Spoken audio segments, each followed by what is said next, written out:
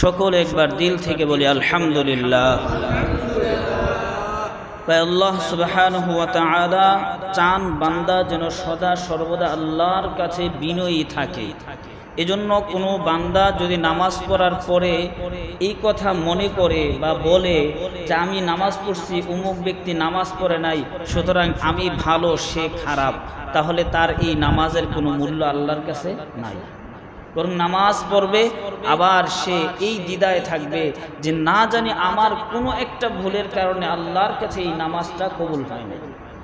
এজন্যই নামাজের পরে আল্লাহর রসুল 3 বার ইস্তিগফার পড়তেন।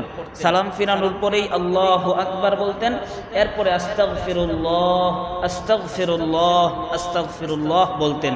এই যে আস্তাগফিরুল্লাহ, আল্লাহর কাছে ক্ষমা চাই, আমি আল্লাহর কাছে ক্ষমা চাই, এই কথাটা 3 বার বলার হিকমত কি? মুফাসসিরিনে কেরাম, মুহাদ্দিসিনে কেরাম বলেন যে এটার হিকমত হলো এটা যে নিজেকে ছোট মনে করা আর আল্লাহর কাছে এমন কোনো দোষ নামাজে হয়তোবা আমার আল্লাহর কাছে হয়ে গেছে যেটা আমার দৃষ্টিতে দোষ মনে হয় নাই, কিন্তু আল্লাহ তাআলার দৃষ্টিতে এটা দোষ, এই কারণে আল্লাহ তাআলা কবুল না করেন, এই ভয়ে আল্লাহর কাছে এই ছোট ছোট ভুলগুলো থেকে ক্ষমা চাওয়া। তো ভাই, আমি আপনাদের সামনে সূরা বাকারার 91 নম্বর আয়াত কারিমা তেলাওয়াত করেছি। এই 91 থেকে 97 নং আয়াত পর্যন্ত আজকে আলোচনা করার ইচ্ছা আছে। ওয়ামা তাওফীকি ইল্লা বিল্লাহ। তো এই 91 নম্বর আয়াতে আল্লাহ তাআলা বলতেছেন, ওয়া ইযা কিলা লাহুম আমিনু, যখন মক্কার ইহুদি নাসারাদেরকে, বনি ইসরাইলদেরকে বলা হয় আমিনু, তোমরা ঈমান আনো, বিমা আনজালাল্লাহ, আল্লাহ তাআলা মুহাম্মাদুর রাসূলুল্লাহ সাল্লাল্লাহু আলাইহি ওয়াসাল্লামের উপর যেই কিতাব নাজিল করেছেন, অর্থাৎ কোরআনের উপর ঈমান আনো।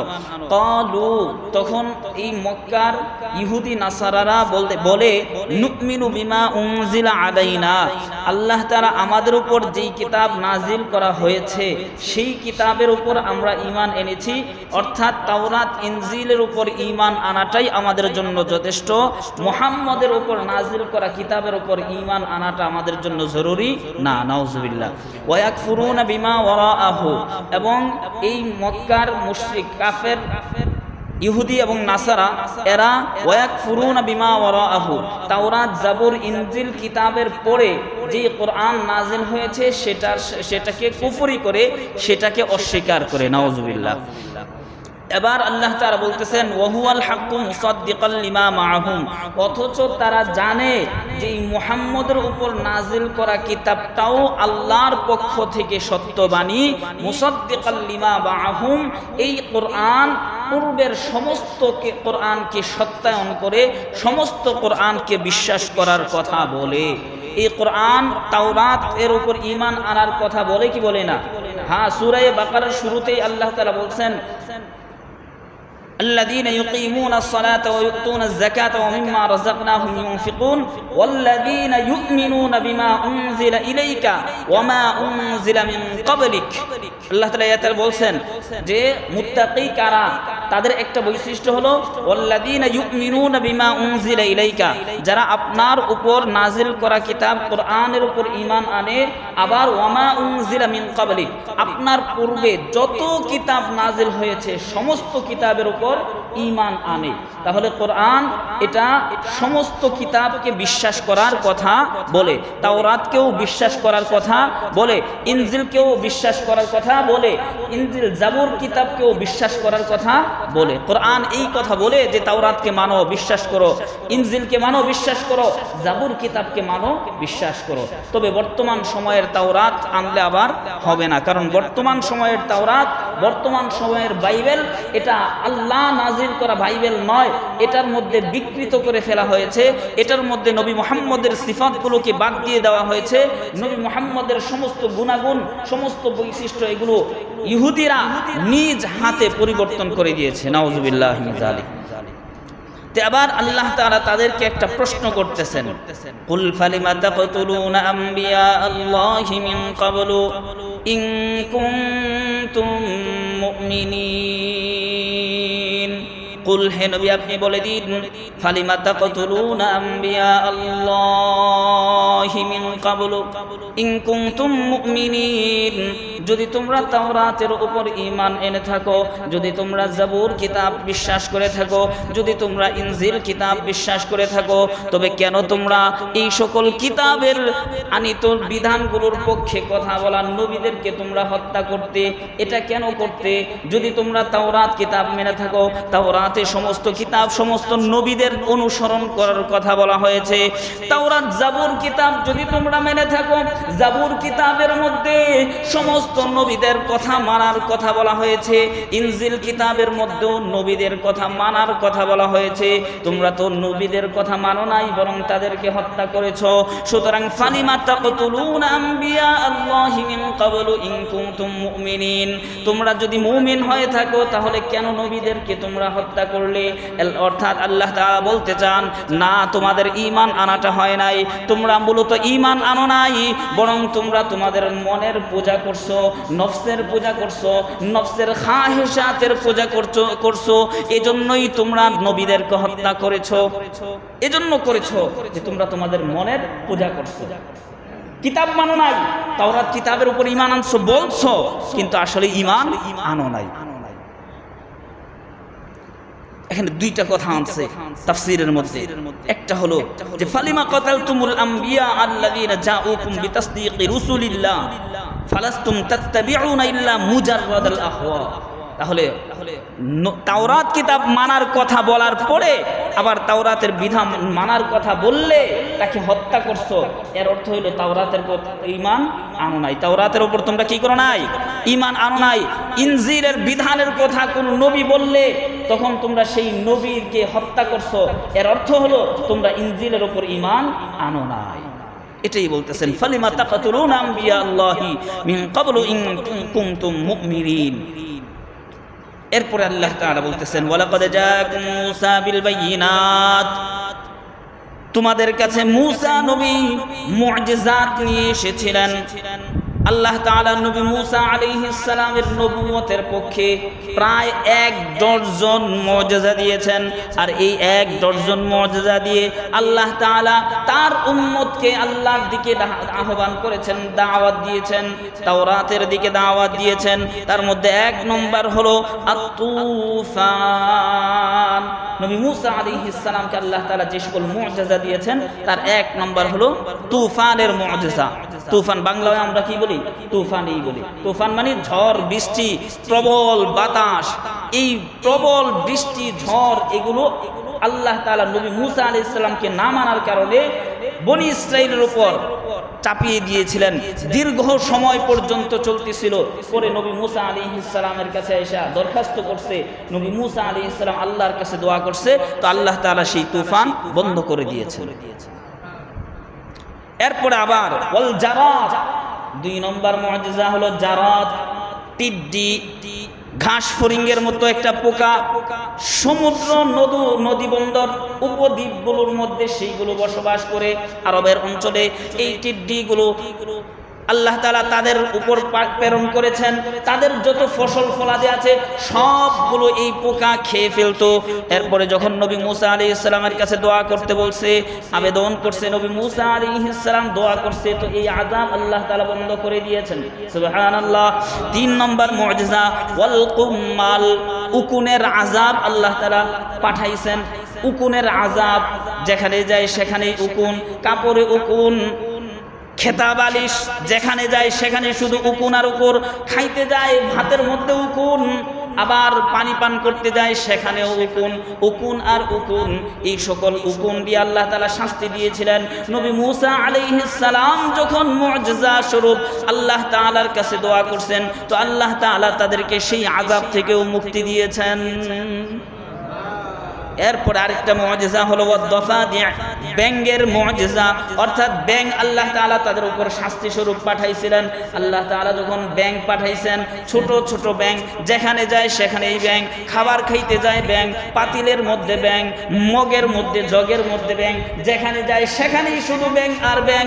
এই আযাব যখন দিছেন তো নবী মুসা আলাইহিস সালামের কাছে আসছে, নবী মুসা আলাইহিস সালাম দোয়া করছে, আর নবীর দোয়ার বরকতে আল্লাহ তাআলা সেই আযাব থেকে তাদেরকে হেফাজত করেছেন। ওয়াদ্দাম, এরপর আরেকটা মুআজিজা, নবীর তাঈদ মুআজিজা হলো, নবীর সহায়ক হলো যে আযাব হিসাবে আল্লাহ তাআলা রক্ত পাঠাইছেন।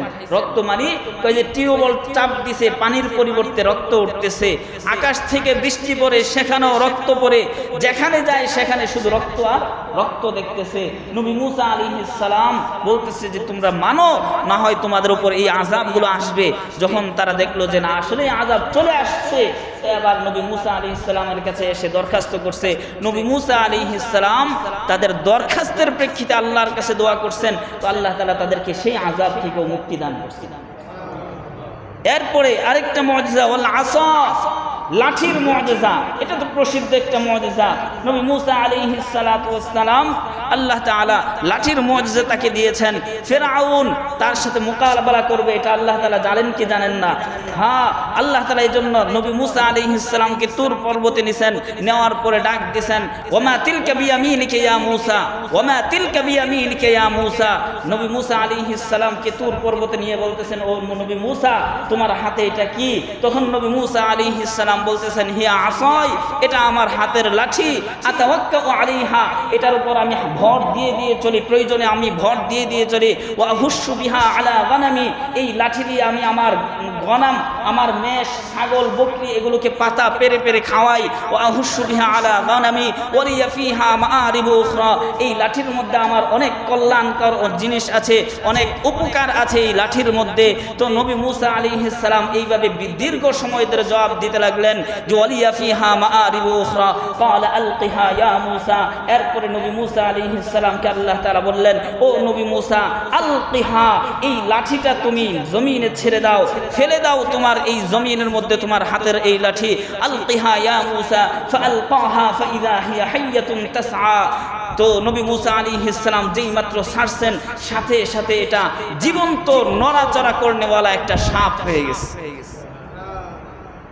নবী মুসা আলাইহিস সালাম আয়াতে আছে যে ভয় পেয়ে গেছেন, তো আল্লাহ তাআলা বলতেছেন ভয় পায়া দৌড় দিবেন, তো আল্লাহ তাআলা বলতেছেন আকবিল ওয়ালা তাখাফ, হে নবী মুসা ভয় পায় না, আসো এটাকে ধরো।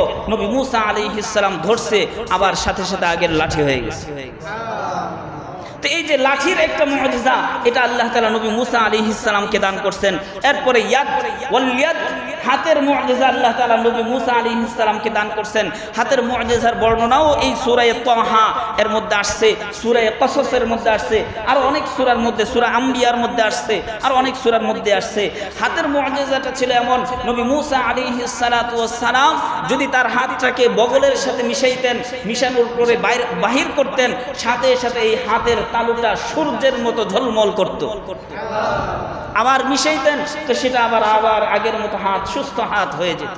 এটা ছিল ওয়াল ইয়াদ। ওয়াফারকুল বাহর, এবং সমুদ্র বিদীর্ণ করার মুআজিজা আল্লাহ তাআলা নবী মুসা আলাইহিস সালামকে দিয়েছেন। ওয়া তাজলিলিহিম বিল গামাম, এবং তিহ ময়দানে বিশেষ মেঘমালার মাধ্যমে ছায়া দান করার মুআজিজা আল্লাহ তাআলা নবী মুসা আলাইহিস সালামকে দিয়েছেন। ওয়াল মান্না ওয়াস সালওয়া, মান এবং সালওয়া নামক খাবার আল্লাহ তাআলা নবী মুসা আলাইহিস সালামকে মুআজিজা স্বরূপ দিয়েছেন। ওয়াল হাজার, এবং পাথর, যেই পাথর থেকে নবী মুসা আলাইহিস সালামের লাঠির আঘাতে 12টা ঝর্ণা তৈরি হইতো, এই মুআজিজা আল্লাহ তাআলা নবী মুসা আলাইহিস সালামকে দান করেছেন।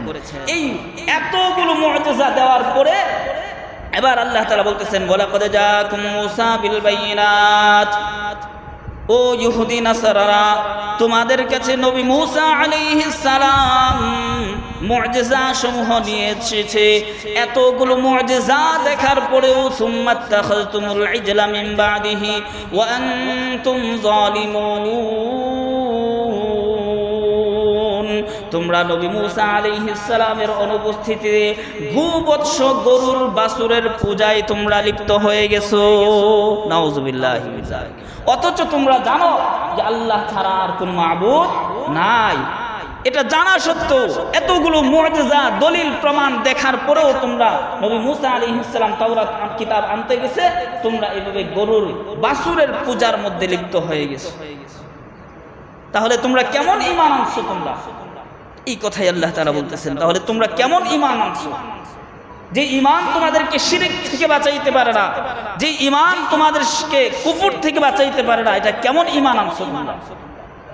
তোমরা ঈমানের দাবি করো, বলে তাওরাতের উপর ঈমান আনছি, এটাই আমাদের জন্য যথেষ্ট না। যেই মানুষটা তাওরাত কিতাবকে মানবে, সেই মানুষটা ইনজিল কিতাবকেও মানবে, জাবুর কিতাবকেও মানবে, কোরআনুল কারীমকেও মানবে, সমস্ত আসমানি কিতাবকেও সে বিশ্বাস করবে। আর যেই ব্যক্তিটা কোরআনকে মানবে না, সে কোনো কিতাবকেই মানবে না। যে তাওরাতকে মানবে না, সে কোরআন সহ কোনো কিতাবকেই মানতে পারবে না।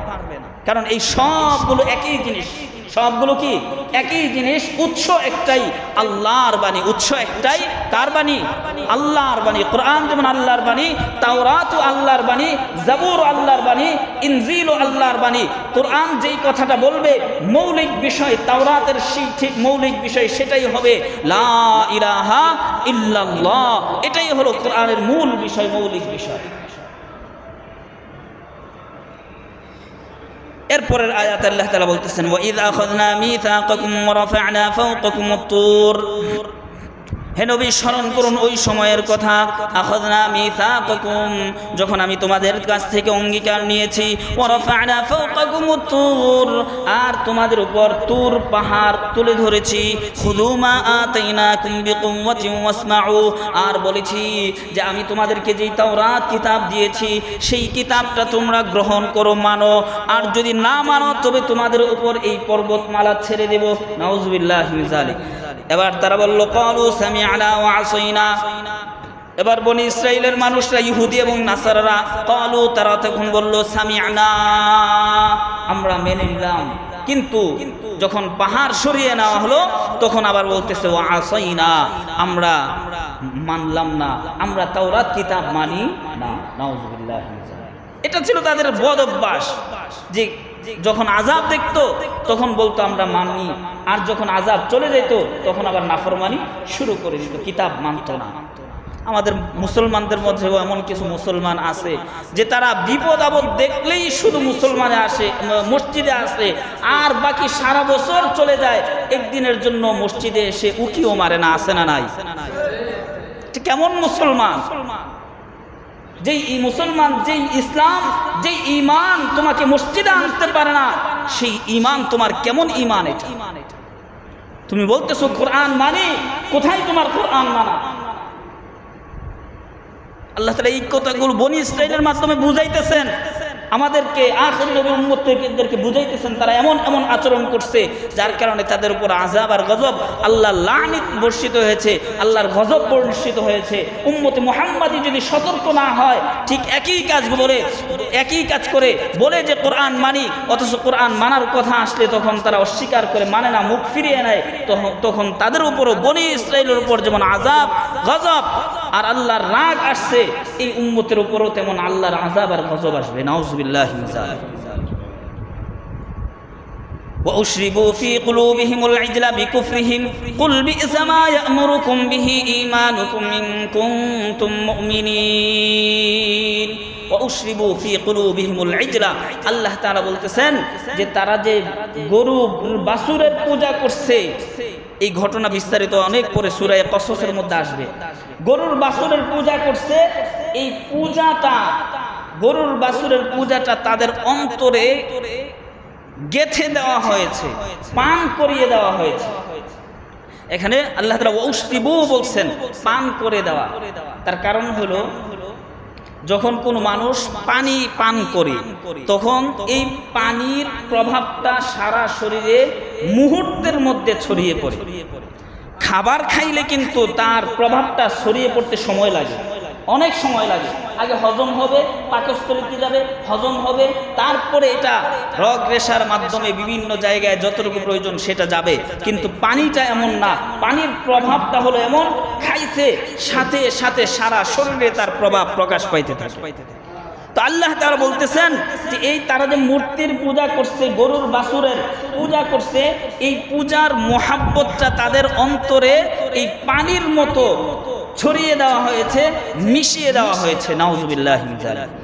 তো এবার এই জায়গায় নবী মুসা আলাইহিস সালাতু ওয়াস সালামের এই কথাগুলো বলার পরে এখানে একটা হাদিস আনছে যে নবীজি সাল্লাল্লাহু আলাইহি ওয়াসাল্লাম বলেছেন, হুব্বুকা শাই ইউমি ওয়া ইউসিম্মু, কোন জিনিসের মোহাব্বত তোমাকে অন্ধ এবং বধির বানিয়ে দেয়। কোন জিনিসের মোহাব্বত তোমাকে অন্ধ এবং বধির বানিয়ে দেয়। অর্থাৎ একটা মানুষ যদি তার সন্তানটাকে অত্যধিক ভালোবাসে, খুব বেশি সীমাহীন ভালোবাসে, তখন তার অন্যায়টাকেও অন্যায় মনে হয় না, ন্যায় মনে হয় বাবার কাছে। অথবা একজন বন্ধুকে বেশি ভালোবাসে, যদি ভালোবাসার মাত্রাটা অতিরিক্ত হয় তাহলে বন্ধুর অন্যায়টাও তার কাছে ন্যায় মনে হয়। কারণ কি কয় যে এই যে ভালোবাসা তাকে অন্ধ আর বধির বানিয়ে দিয়েছে, এই জন্য অন্যায়টাও তার চোখে ধরা পড়ে না, অন্যায়টাও তার কানের ভিতরে যায় না। হুব্বুকা শাই ইউমি ওয়া ইউসিম্মু, কোন জিনিসের ভালোবাসা, অত্যধিক ভালোবাসা, এটা তোমাকে অন্ধ বানিয়ে দেয়, এটা তোমাকে বধির বানিয়ে দেয়।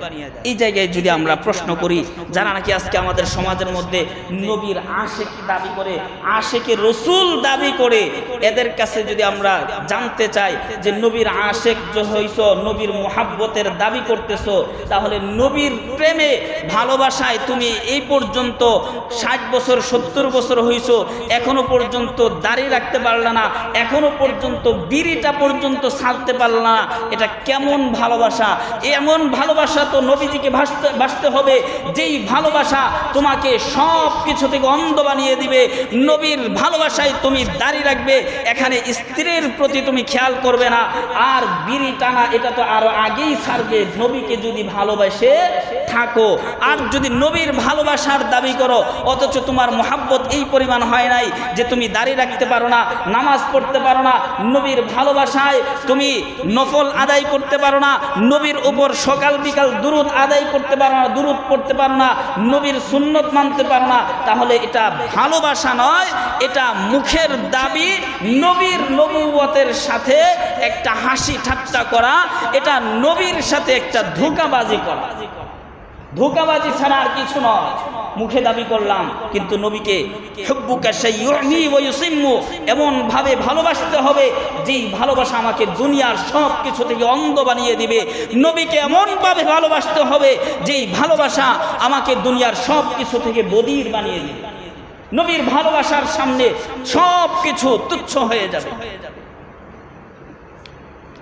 ইনামুল বারি শরহু সহিহুল বুখারী, ওই কিতাবের মধ্যে একটা ঘটনা আছে যে আগের জমানায় তাবিঈ তাবে তাবিঈ সোনালী যুগের মানুষরা নবীকে কেমন বেশি ভালোবাসত। এক যুবক, সে নামাজ কালাম তেমন পড়তো না, দিনদারিও তার ভিতরে তেমন ছিল না, কিন্তু নবীর ভালোবাসা তার ভিতরে পরিপূর্ণ ছিল। তো একদিন সে মদ খাইছে, মদ খেয়ে বসে আছে, হাতের মধ্যে মদের বোতল নিয়ে বসে আছে। ঠিক ওই মুহূর্তে একটা নাস্তিক তার পাশে আসলো, এসে সে চিন্তা করলো নাস্তিকটা যে যেহেতু এখন সে মাতাল অবস্থায় আছে, দেখি তার ঈমানটাকে নিয়ে এই অবস্থায় হনন করা যায়। নাউযুবিল্লাহি মিন যালিক। এই সুযোগ সন্ধানী বর্তমানেও ইহুদি নাসারারা মুসলমানদের পিছনে লেগে আছে। এই সুযোগ সন্ধান করতেছে যে কখন কিভাবে মুসলমানদের ঈমানকে হনন করা যায়, কোন কথার মাধ্যমে, কোন কাজের মাধ্যমে মুসলমানদেরকে ঈমান আমলকে ধ্বংস করা যায়। এই ফিকির, এই চিন্তা এখনো পর্যন্ত নাস্তিক মুরতাদ বেঈমানরা বাংলার জমিনেও করতেছে এখনো পর্যন্ত। এবার সেই নাস্তিক মুসলিম যুবকের কাছে এসে বলতেছে, ও যুবক, তোমার দৃষ্টিতে অমুক কবি কেমন? প্রসিদ্ধ একজন কবির নাম সে উচ্চারণ করেছে। মাতাল অবস্থায় যুবক বলতেছে এই কবি ভালো না, অমুক তমুক অনেক গালির শব্দ বের হয়ে গেছে, বের করে দিয়েছে মুখ দিয়ে, জবান দিয়ে তাকে তুচ্ছ তাচ্ছিল্য করে দিয়েছে।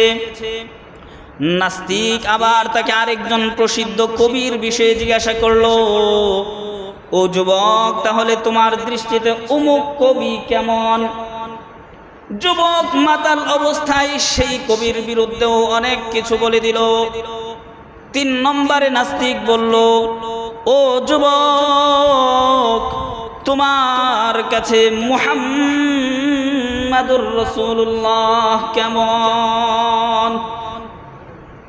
যেই মাত্র যুবকের কানে মুহাম্মদ নামটা ঢুকলো, যুবক রাগে চোখগুলো লাল হয়ে গেল, হাত থেকে মদের বোতল ঢিল মেলে ছড়ে মেলে ফেলে দিল। আর নাস্তিককে বলতেছে, ওরে আল্লাহর রাসূলের দুশমন, তুমি কি চাও আমি আমার নবীর বিরুদ্ধে একটা শব্দ পর্যন্ত উচ্চারণ করি? না না, আমার নবীকে আমি ভালোবাসি, আমি আমার নবীকে আমার নিজের জানের চাইতেও আরো বেশি ভালোবাসি। নামাজ হয়তো বা তেমন পড়তে পারি না, আল্লাহর রাসূলের সুন্নতি জিন্দেগি যদিও যাপন করতে পারি না, কিন্তু অন্তরের ভিতর আল্লাহর রাসূলের মুহাব্বত দুনিয়ার চাইতে সবচাইতে বেশি। এই কথা বলে যুবক মদের বোতল ফেলে দিয়ে সেই নাস্তিকের গালের মধ্যে সজোরে একটা আঘাত করে দিয়েছে। সর আমার কাছ থেকে, আমার রাসূলের বিরুদ্ধে একটা শব্দ উচ্চারণ করার মতো সাহস কারো নাই। আমার রাসূলের বিরুদ্ধে একটা শব্দ, কটু বাক্য, কটু শব্দ উচ্চারণ করবে, আর আমার জ্ঞান সুস্থ থাকা অবস্থায়, আমি সুস্থ সবল থাকা অবস্থায় সেটা সহ্য করব, এটা কোনোদিন হবে না। এটা ছিল হুব্বুকা শাই ইউমি ওয়া ইউসিম্মু। আজকে নবীকে ভালোবাসার দাবি করো, মসজিদে আসার খবর নাই, নবীজির উপর দুরূদ পড়ার খবর নাই, নবীকে মুহাব্বত করার দাবি করো, অথচ আল্লাহর রাসূলের দেওয়া সুন্নত দাড়িটুকু রাখতে পারো না, পাঞ্জাবি গায়ে লাগাইতে পারো না। কিসের দাবি করো? এটা মিথ্যা মিথ্যা দাবিদার। মুহাব্বতের মিথ্যা দাবি দিয়ে আল্লাহর রাসূলের শাফাআত পাওয়া সম্ভব নয়।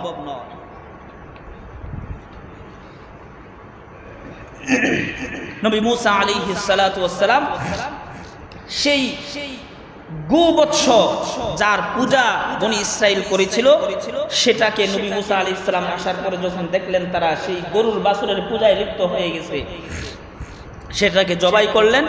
জবাই করে আগুন দিয়ে জ্বালিয়ে সেই আগুনের জ্বালানো ছাইগুলো নদীর মধ্যে ছড়িয়ে ছিটিয়ে দিলেন।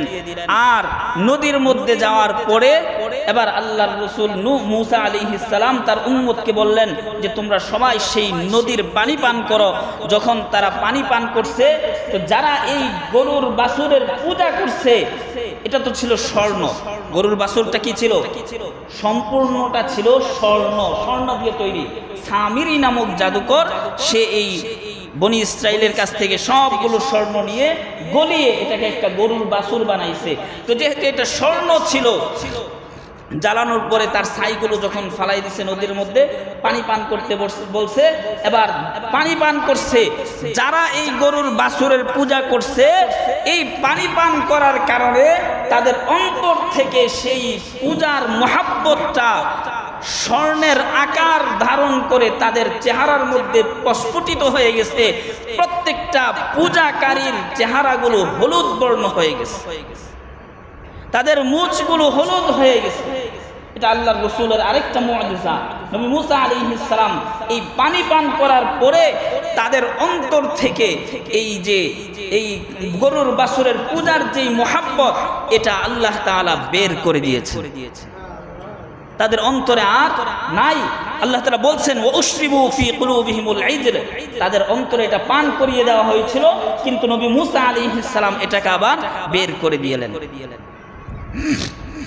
এরপরের অংশে আল্লাহ তাআলা বলতেছেন কুল বিসা মা ইয়ামুরুকুম বিহি ঈমানুকুম, হে নবী আপনি বলুন বিসা মা ইয়ামুরুকুম বিহি ঈমানুকুম, তোমাদের ঈমান যেই কাজের আদেশ করে সেটা কতই না মন্দ, যেই ঈমান তোমাদেরকে নবী হত্যা করতে আদেশ করে সেটা কতই না মন্দ আদেশ, তোমাদের ঈমান যেই ঈমান নবী মুহাম্মদের উপর নাজিল করা কিতাবকে অস্বীকার করতে আদেশ করে সেটা কতই না মন্দ ঈমান। অর্থাৎ আল্লাহ তাআলা বলতে চাচ্ছেন যে না, তোমাদের এটা ঈমান আনা হয় নাই। বিসা মা তা'তামিদুনাহু ফি কাদিমিদ দাহরি ওয়া হাদিসিহি মিন কুফরিকুম বিআয়াতিল্লাহ, আল্লাহর আয়াতকে অস্বীকার করার আদেশ যেই ঈমান তোমাদেরকে দেয় সেটা নয়, নবীকে হত্যা করছে। এই কারণে আল্লাহ তাআলা বলতেছেন যে না, তোমরা নবীকে হত্যা করছো আবার তাওরাতের উপর ঈমান আনার দাবি করতেছো, এই দুইটা কাজ একসাথে হইতে পারে না। যেহেতু নবীকে হত্যা করছো সুতরাং স্পষ্ট বোঝা গেল তোমরা তাওরাতের উপর ঈমান আনো নাই। কোরআনের উপর ঈমান আনবেন আর কোরআনের কথা যারা বলবে আলেম উলামা এদের উপর জুলুম করবেন, আর এই জুলুমকে সমর্থন করে আপনি বলবেন আপনি এখনো ঈমানদার আছেন, এটাও কোনোদিন হতে পারে। এই আয়াত তার প্রমাণ, এই আয়াত তার প্রমাণ। কুল বিসা মা ইয়ামুরুকুম বিহি ঈমানুকুম ইন কুনতুম মুমিনিন, কেমন ঈমান আনছো তোমরা? যে ঈমান মুহাম্মদের সিফাতগুলো তাওরাত থেকে মিটিয়ে দেওয়ার আদেশ করে, যে ঈমান মুহাম্মদের সিফাতগুলো মুহাম্মদকে অস্বীকার করার আদেশ করে, এটা ঈমান নয়। এটা তাওরাতের উপর ঈমান নয়, ইনজিলের উপর ঈমান নয়, এটা মন্দ ঈমান। কুল বিসা মা ইয়ামুরুকুম বিহি ঈমানুকুম ইন কুনতুম মুমিনিন। এরপরের তিনটা আয়াতে আল্লাহ তাআলা একটা গুরুত্বপূর্ণ বিষয় উল্লেখ করছেন, সেটা হলো ইহুদি এবং নাসারা তারা বলতো যে জান্নাতে যাবে একমাত্র ইহুদিরা, জান্নাতে যদি যায় তাহলে একমাত্র যাবে নাসারা, আর কেউ জান্নাতে যেতে পারবে না। এবার নবী মুহাম্মদুর রাসূলুল্লাহ সাল্লাল্লাহু আলাইহি ওয়াসাল্লাম বললেন যে না, আল্লাহর উপর যে ঈমান আনবে, আল্লাহর রাসূলকে যারা মানবে, আখিরাতকে যারা বিশ্বাস করবে, এরাই একমাত্র জান্নাতি হবে। তাই সে ইহুদি হোক, নাসারা হোক, মুশরিক হোক, খ্রিস্টান হোক, বৌদ্ধ হোক, অন্য যে কোনো মানুষ হোক না কেন, যদি আল্লাহর উপর ঈমান আনে, আল্লাহর রাসূলের উপর ঈমান আনে, আখিরাতের উপর ঈমান আনে, সেই জান্নাতি হবে। তো এবার এই কথা নিয়ে বাড়াবাড়ি চলতেছে। এবার আল্লাহর রাসূল বলতেছেন ঠিক আছে, তাহলে চলো আমরা মুবাহালা করি। আমরা কি করি? মুবাহালা। এটা আরবি কোরআনের একটা পরিভাষা। এর অর্থ হলো যে উভয় পক্ষ তার নিজের পরিবার পরিজনের উপর বদদোয়া করবে, মৃত্যুর দোয়া করবে যে আল্লাহ যদি আমি মিথ্যাবাদী হই তাহলে আমি আমার পরিবার পরিজন যেন ধ্বংস হয়ে যায়। আবার প্রতিপক্ষ সেও দোয়া করবে যদি আমি মিথ্যাবাদী হয়ে থাকি তাহলে যেন আমার পরিবার পরিজন ধ্বংস হয়ে যায়। এটাকে বলা হয় মুবাহালা। কি বলা হয়? মুবাহালা। এবার নবীজি বললেন ঠিক আছে চলো আমরা মুবাহালা করি, যদি তোমরা আমার সাথে আসো, যদি তোমরা সত্যবাদী হয়ে থাকো তাহলে তোমরা কসম খেয়ে বলবে যে তোমরাই সত্যবাদী, যে ইহুদি আর নাসারা ছাড়া অন্য কেউ জান্নাতে যাবে না। সুতরাং চলো দোয়া করি, যদি তোমরা সত্যবাদী হয়ে থাকো তাহলে যেন আমার সব ধ্বংস হয়ে যায়, আর যদি আমি সত্যবাদী হয়ে থাকি তোমাদের সব কিছু যেন ধ্বংস হয়ে যায়।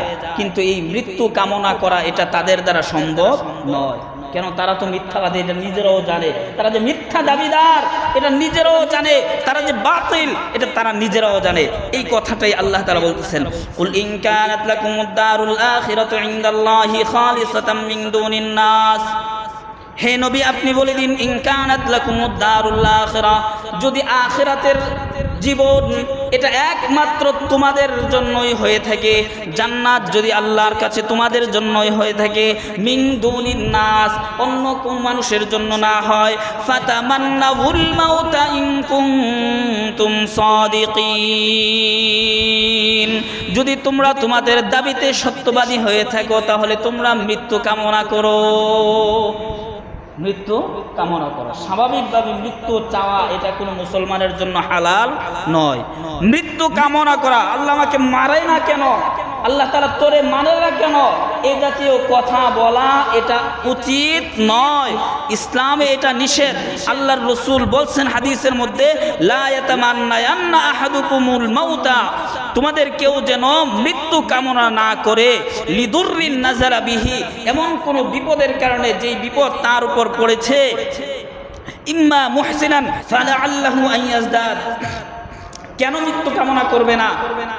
তার এক নম্বর কারণ হলো যে ওই লোকটা হইতে পারে সে নেককার, আর যদি মৃত্যু না চায়, হায়াত তার থাকে, তাহলে এই হায়াতের মধ্যে আরো সে নেক কাজ করতে পারবে। আর যদি সে পাপীও হয়, নাফরমানিও হয়, তাহলে সে মৃত্যু কামনা করবে না কেন? হইতে পারে সামনের সময়টা সে তাওবা করে আল্লাহর কাছে প্রিয় বান্দা হয়ে যেতে পারে। এই জন্য আল্লাহর রাসূল বলছেন, লা ইয়াতামান্নায়ান্না আহাদুকুমুল মাউত, তোমাদের কেউ যেন মৃত্যু কামনা না করে। যদি কেউ মৃত্যু কামনা করতে চায় তাহলে কিভাবে করবে, এটাও আল্লাহর রাসূল আরেক হাদিসের মধ্যে শিখাই দিয়েছেন। তোমাদের কেউ যদি মৃত্যু কামনা করতেই চায় তাহলে সেই জন্য এই কথা বলে, এইভাবে বলে যে আল্লাহ, যদি আমার বেঁচে থাকাটা কল্যাণকর হয় তাহলে আমাকে আপনি বাঁচিয়ে রাখুন, আর যদি আমার বেঁচে থাকার চেয়ে মৃত্যুবরণ করাটা আমার জন্য কল্যাণকর হয় তাহলে আমাকে ওয়াফাত দিয়ে দেন, মৃত্যু দিয়ে দিন। এটা আল্লাহর রাসূলের শিক্ষা। কিন্তু আজকে আমরা কথায় কথায় বদদুয়া দেই, আবার কোনো বিপদ আপদ আসলে বলতে থাকি যে আমার মরণ হয় না কেন, আমি মরি না কেন, এই জাতীয় কথা বলে ফেলি। এটা মুসলমানের মুখ দিয়ে আসা উচিত নয়। আমরা এই কথা আনবো না ইনশাআল্লাহ। এবার আল্লাহর রাসূল বলতেছেন যে দেখো ও ইহুদি নাসারা, তোমরা যদি আসলেই আল্লাহর প্রিয় বান্দা হও, আল্লাহর খালেস বান্দা হও, যে আল্লাহর জান্নাত তোমরাই পাইবা, এমন যদি হয় তাহলে মৃত্যু কামনা করো, তাহলে মরার পরেই তো তোমরা জান্নাতি হয়ে যাবে।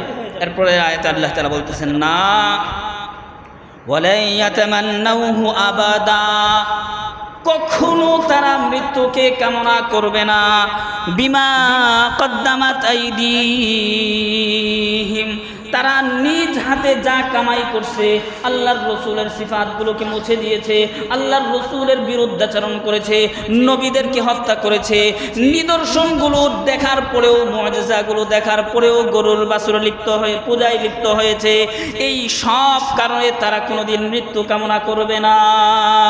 আল্লাহু আলিমুম বিজ্জালিমিন, আল্লাহ তাআলা জালেমদের সব কিছু জানেন, আল্লাহ তাআলা জালেম সম্পর্কে সব জানেন। ওয়ালা তাজিদান্নাহুম আহরাসুন নাসি আলা হায়াতিন ওয়া মিনাল্লাযিনা আশরাকু, হে নবী আপনি তাদেরকে, ইহুদি নাসারাদেরকে পাবেন, আহরাসুন নাসি আলা হায়া,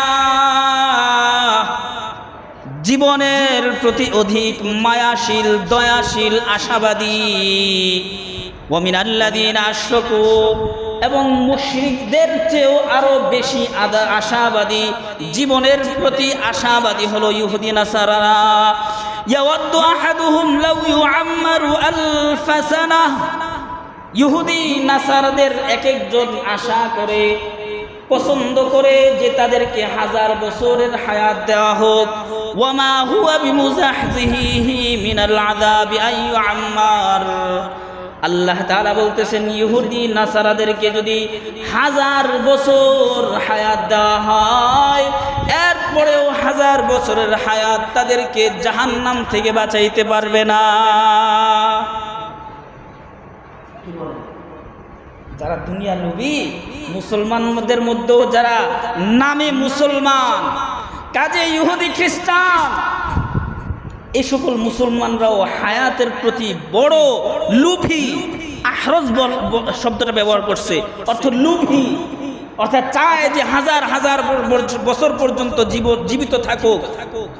কিন্তু আল্লাহ তাআলা বলেন, যদি তোমার ঈমান তোমাকে বাঁচাইতে না পারে, যদি তোমার আমল তোমাকে জাহান্নাম থেকে বাঁচাইতে না পারে, 1000 বছর দিলেও তোমাকে জাহান্নাম থেকে 1000 বছর বাঁচাইতে পারবে না। এজন্যই যারা নামাজি, তারা যদি 25 বছর 30 বছর হায়াত পায়, তাহলেও সে জান্নাতি হওয়ার জন্য যথেষ্ট হয়ে যায়। আর যারা বেনামাজি, যারা কাফেরদের সাথে তাল মিলিয়ে চলে ইহুদি নাসারাদের মতো করে নিজের জীবনকে পরিচালনা করতে চায়, এরা হায়াতের উপর বেশি লোভী হয়, কিন্তু এদের 1000 বছর হায়াত দিলেও এরা জাহান্নাম থেকে বাঁচতে পারবে না। ইবলিসকে আল্লাহ তাআলা হাজার হাজার কিয়ামত পর্যন্ত সময় হায়াত দিবেন কি দিবেন না, এরপরেও কি সে জাহান্নাম থেকে বাঁচতে পারবে? জাহান্নাম থেকে বাঁচতে পারবে না। জাহান্নাম থেকে বাঁচার জন্য এত লম্বা হায়াতের প্রয়োজন নাই। 60 বছর 70 বছর যে হায়াত দিছে, এই হায়াতটাকে কাজে লাগাও, এই হায়াতের মধ্যে নামাজ দিয়ে সাজাও, এই হায়াতটাকে ঈমান আমল দিয়ে এই হায়াতটাকে সাজাও, তবেই তোমার জন্য জান্নাতের জন্য অল্প হায়াতে যথেষ্ট হয়ে যাবে। কিন্তু ইহুদি নাসারাদের ব্যাপারে আল্লাহ তাআলা বলতেছেন, ইয়াওয়াদ্দু আহাদুহুম, তাদের প্রত্যেকটা মানুষ চায় লাউ ইউআম্মারু আলফা সানা, আলফা অর্থ 1000, সানা অর্থ বছর, 1000 বছর তাদেরকে হায়াত দেওয়া হোক। আল্লাহ তাআলা বলতেছেন, ওয়ামা হুয়া বিমুজাহতিহি মিনাল আযাব, 1000 বছর দিলেও এদেরকে 1000 বছরে জাহান্নাম থেকে বাঁচাইতে পারবে না। আল্লাহু বাসীরুম বিমা ইয়ামালুন, আল্লাহ তাআলা তারা যে আমল করতেছে তা সম্পর্কে জানেন, আল্লাহ তাআলা দেখেন। এরপরে সর্বশেষ 2টা আয়াত, এই আয়াতগুলোর ব্যাপারে কয়েকটা ঘটনা এখানে উল্লেখ করছে, সংক্ষিপ্তভাবে বলে দেই ঘটনাগুলো। আয়াতের তরজমাটা আগে আমি বলে দিই। কুল, হেনবি আপনি বলুন, মান কানা আদুওয়ান লিজিবরিল, যেই মানুষটা জিবরাইলের দুশমন, যেই মানুষটা জিবরিল ফেরেশতার দুশমন, ফাইন্নাহু নাযালাহু আলা কলবি, এই কারণে দুশমনী করে যে জিবরাইল ফেরেশতা আপনার অন্তরে ওহী নিয়ে আসে, বিইذনিল্লাহি, আল্লাহর অনুমতিতে আদেশে, মুসাদ্দিকাল লিমা বাইনা ইয়াদাইহি, যেই কিতাবটা তাদের পূর্বে যত কিতাব আছে সবগুলোকে সত্যায়ন করে বিশ্বাস করে, ওয়াহুদান, এবং এটা হেদায়েত স্বরূপ, ওয়াবুশরা লিল মুমিনিন, এবং মুমিনদের জন্য সুসংবাদ স্বরূপ।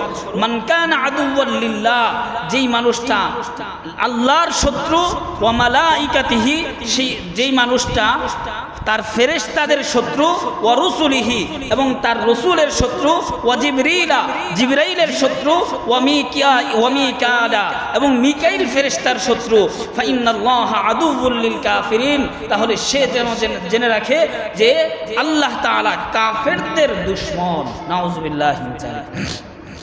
এই আয়াতগুলোতে আল্লাহ তাআলা বুঝাইছেন যে দেখো, একটা কিতাবকে অস্বীকার করলে, আসমানি কিতাবের একটাকে অস্বীকার করলে সব কিতাবকে অস্বীকার করা হয়।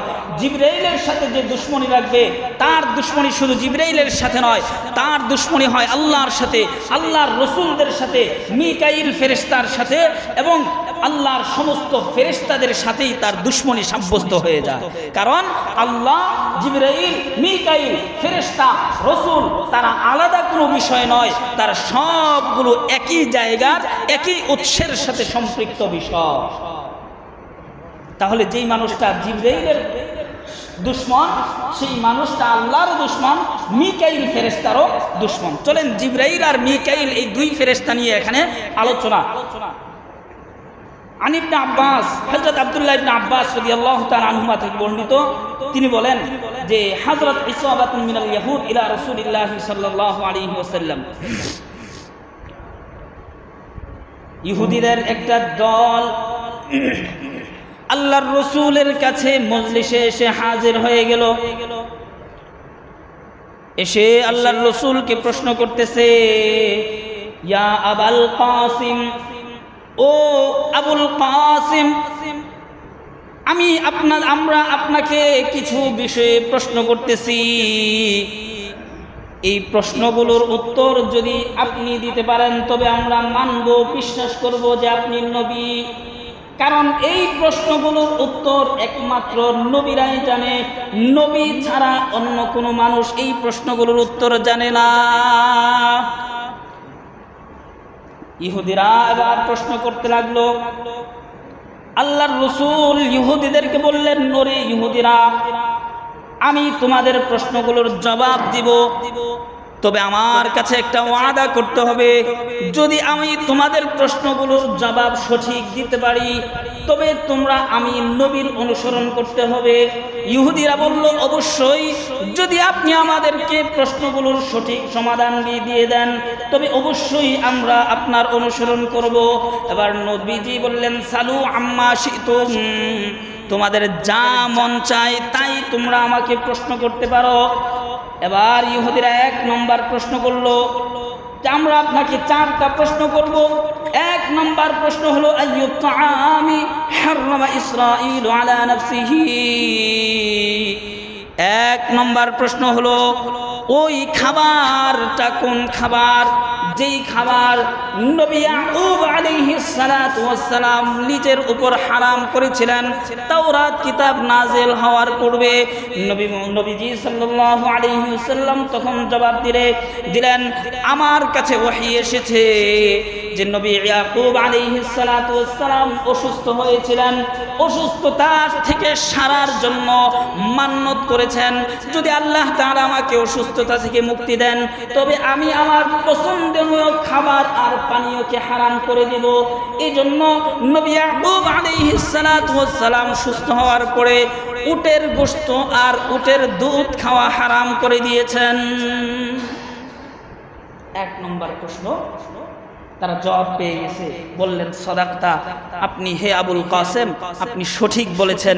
নবী ইয়াকুব আলাইহিস সালাতু ওয়াস সালাম নিজের উপর উটের গোশত খাওয়া হারাম করছেন আর উটের দুধ খাওয়াটা হারাম করে নিয়েছিলেন। এবার 2 নম্বর প্রশ্ন,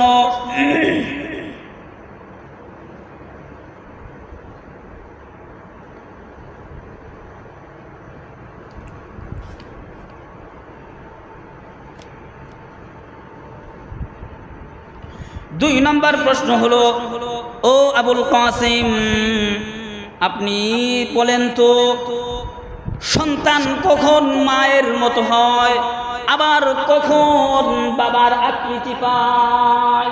এটা ছিল 2 নম্বর প্রশ্ন, যে সন্তান কখন মায়ের আকৃতি পায় আবার কখন বাবার আকৃতি পায়। নবীজি বললেন, ওয়া ইদা আলামাউল মারআতি মা আর-রাজুলি কানাল ওয়ালাদু উনসা। যখন বাবার বীর্যটা মায়ের বীর্যর উপর প্রবল হয়, বেশি হয়, তখন সন্তানটা বাবার আকৃতি ধারণ করে। আর যখন মায়ের বীর্যটা বাবার বীর্যের উপর প্রবল হয় তখন সন্তানটা মায়ের আকৃতি ধারণ করে। তখন ইহুদিরা বলল, হ্যাঁ, এটাও আপনি সঠিক উত্তর দিয়েছেন। এবার 3 নম্বর প্রশ্ন, আপনার বন্ধু কোন ফেরেশতা? নবীজি বললেন, আমার বন্ধু আমার কাছে ওহী নিয়ে আসে হলো ফেরেশতা জিবরিল। এবার ইহুদিরা বলতেছে যে আপনার কাছে জিবরিল ফেরেশতা বুঝি ওহী নিয়ে আসে? বলে, হ্যাঁ, আমার কাছে জিবরিল ফেরেশতা ওহী নিয়ে আসে। এই ইহুদিরা বলতেছে, তাহলে তো আমি আপনার সাথে আমরা একমত হতে পারবো না। কেন পারবে না? বলে, এই জিবরিল নামক ফেরেশতা সে তো হলো মানুষের দুশমন, আমাদের দুশমন, দুনিয়ার জমিনে সে আযাব আর গজব নিয়ে আসে। যদি বলতেন যে মিকাইল হলো রহমতের ফেরেশতা, সে হলো আমাদের বন্ধু, যদি আপনি মিকাইলের নাম বলতেন তবেই আমরা আপনার অনুসরণ করতাম। নাউযুবিল্লাহি মিন যালিক। এই জিবরাইল ফেরেশতার সাথে তাদের একটা দুশমনি সাব্যস্ত করে দিল। 4 নম্বর প্রশ্ন ছিল যে নবীজি সাল্লাল্লাহু আলাইহি ওয়াসাল্লামকে প্রশ্ন করলেন, নবুয়তের বড় একটা আলামত কি? নবীজি বললেন, নবুয়তের বড় একটা আলামত হলো নবীর চোখ ঘুমায় কিন্তু নবীর কলব ঘুমায় না। সুবহানাল্লাহ। নবীর চোখ ঘুমায় কিন্তু কলব কি করে না? ঘুমায় না। এটা নবীর সিফত। প্রত্যেকটা নবীর বৈশিষ্ট্য এটা ছিল যে নবীদের চোখ ঘুমাইতো কিন্তু কলব ঘুমাইতো না। এই 4টা উত্তর পাইছে, কিন্তু যখন শুনছে যে নবীজির কাছে ওহী নিয়ে আসে হলো জিবরাইল ফেরেশতা, তখন বলতেছে না, মিকাইল হইলে আমরা আপনার অনুসরণ করতাম, যেহেতু আপনি জিবরাইলের নাম বলছেন, জিবরাইল তো আমাদের দুশমন, সে দুনিয়ার জমিনে আযাব আর গজব নিয়ে আসে, এজন্য আমরা আপনার অনুসরণ করতে পারবো না। এই ঘটনার প্রেক্ষিতে আল্লাহ তাআলা বলতেছেন যে দেখো, মান কানা আদুওয়াল লিল্লাহ, যে ব্যক্তিটা জিবরাইলের দুশমন, যে সেই ব্যক্তিটা আল্লাহর দুশমন, সেই মানুষটা রসুলের দুশমন, সেই মানুষটা মিকাইলের দুশমন, সেই মানুষটা সমস্ত ফেরেশতাদের দুশমন। কারণ সবগুলোর সম্পর্ক একটাই, সেটা হলো তাওহীদ, আল্লাহর সাথে সম্পর্ক, একত্ববাদের সাথে সম্পর্ক। যে একজনের সাথে দুশমনী রাখবে, সে সমস্ত বিষয়ের সাথে সবার সাথে দুশমনী সাব্যস্ত করে নিল। এখানে আরেকটা ঘটনা আছে যে আরেক জায়গার মধ্যে তারা নবীজিকে এসে প্রশ্ন করছে যে আপনি আমাদেরকে 5 বিষয়ে প্রশ্নের উত্তর দেন, যদি আপনি 5টি প্রশ্নের উত্তর দিতে পারেন তাহলে আমরা আপনার অনুকরণ করব। তখন নবীজি বললেন ঠিক আছে বলো, প্রশ্ন করো। তখন 1 নম্বর বলল যে নবীর নবুয়তের আলামত কি? তখন নবীজি বলে দিলেন তানামু আইনাহু ওয়ালা ইয়ানামু কলবুহু, যে নবুয়তের আলামত হলো নবীর চোখ ঘুমায় কিন্তু কল ঘুমায় না। 2 নম্বর যে আখবিরনা কাইফা তুআন্নিসুল মারআ ওয়া কাইফা ইউযাক্কিরুর রাজুল, কিভাবে সন্তান পুরুষের মতো হয় বা পুরুষ হয় এবং মহিলা কিভাবে হয় সন্তান। তো এটার জবাবে নবী বলেন ইয়ালতাকা নাফসুহু ইয়ালতাকাল মাআন, যখন উভয়ের বীর্য একসাথে হয়, ফাইদা আলা মাউর রাজুলি মা আল মারআ আযকারাত, যখন নাকি পুরুষের বীর্যটা প্রাধান্য পায় তখনই পুরুষ হয়, আর যখন মহিলার বীর্য প্রাধান্য পায় তখন মহিলা সন্তান জন্মগ্রহণ করে। এরপরে 3 নম্বর প্রশ্ন করলেন যে ইসরাঈল অর্থাৎ ইয়াকুব নবী কি তার উপর নিজের উপর কি হারাম করে দিয়েছিলেন।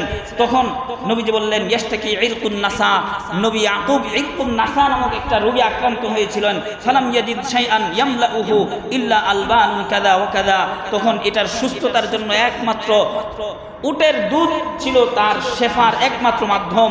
তখন তিনি শপথ করেছিলেন যদি আল্লাহ তাআলা সুস্থ করেন তাহলে এই উটের গোশত আর দুধ তিনি খাবেন না। তখন তারা বলল ক্বালু সাদাকতা, বলল আপনি সত্য বলেছেন। এরপরে 4 নম্বর মা হাদার রাদু, এই রাদ যে ঠাডা বিদ্যুৎ চমকায়, এটার রহস্য কি? তখন নবীজি তার জবাবে বললেন বিদ্যুৎ চমকায়, রাদ হলো একটা ফেরেশতা যাকে আল্লাহ তাআলা মেঘমালার দায়িত্ব দিয়ে রাখছেন, ন্যস্ত করে রাখছেন। আল্লাহ তাআলার হুকুমে হইলে আগুনের একটা চাবুক দিয়ে মেঘগুলোকে আঘাত করতে করতে তাড়ায় নেয়। ওই চাবুক যখন মেঘের উপর আঘাত করে তখন সেখান থেকেই দুনিয়ার জমিনে ঠাডা বজ্রপাতের সৃষ্টি হয়। তখন ইহুদিরা বলল সাদাকতা, হ্যাঁ আপনি সত্য বলেছেন। 5 নম্বর প্রশ্ন যে আখবিরনা মান সাহিবুক, আপনার কাছে কোন ফেরেশতা ওহী নিয়ে আসে? তখন নবীজি বললেন জিবরিল আলাইহিস সালাম। ক্বালু জিবরিল যাকাল্লাযী ইয়ানজিলুল বিল হারবি ওয়াল কিতালি ওয়াল আযাব আদুহুনা, যে তখন তারা বলতেছে যে যাকাল্লাযী, এই ফেরেশতা হলো ইয়ানজিলু বিল হারবি, সে যুদ্ধের হুকুম নিয়ে আসে, ওয়াল কিতাল জিহাদের হুকুম নিয়ে আসে, ওয়াল আযাব আযাবের বিষয় নিয়ে দুনিয়ার জমিনে আসে, ওয়াল আযাব আদুহুনা, এই জিবরাইল হলো আমাদের বনি ইসরাইলের শত্রু। নাউযুবিল্লাহি মিন যালিক। তখন নবীজিকে তারা বলতেছে লাউ কুলতা মিকাইল আল্লাযী ইয়ানজিলু বির রাহমাতি ওয়াল কতরি ওয়ান নাবাত লাকানা, নবী আবুল কাসেম যদি আপনি বলতেন যে মিকাইল ফেরেশতা আপনার কাছে ওহী নিয়ে আসে যে রহমত, বৃষ্টি এবং শাক সবজি এগুলো উৎপন্ন করার কাজে ব্যস্ত, রিজিকের দায়িত্ব তার কাছে, সেই ফেরেশতার নাম বললে তখন আমরা বিশ্বাস করতাম। ঠিক ওই মুহূর্তে আল্লাহ তাআলা এই আয়াতটা নাযিল করলেন মান কানা আদুওয়াল লিজিবরিলা ফাইন্নাহু নাযালাহু আলা কলবিকা বিইذনিল্লাহি মুসাদ্দিকান লিমা বাইনা ইয়াদাইহি ওয়া হুদান ওয়া বুশরা লিল মুমিনিন। এই আয়াতগুলো নাযিল করে জানিয়ে দিলেন হে নবী, যেই মানুষটা জিবরাইল ফেরেশতার দুশমন, সে শুধু জিবরাইলের দুশমন নয়, সে আল্লাহর দুশমন, মিকাইল ফেরেশতার দুশমন, সমস্ত নবীদের দুশমন, সে সমস্ত ফেরেশতাদের পর্যন্ত দুশমন। ঠিক অনুরূপভাবে যেই মানুষটা আল্লাহর রসুলের ওয়ারিসের দুশমন হবে, সেই মানুষটাও কিন্তু সমস্ত নবীদের দুশমন হবে, সমস্ত ফেরেশতাদের দুশমন হবে, স্বয়ং আল্লাহর দুশমন হবে।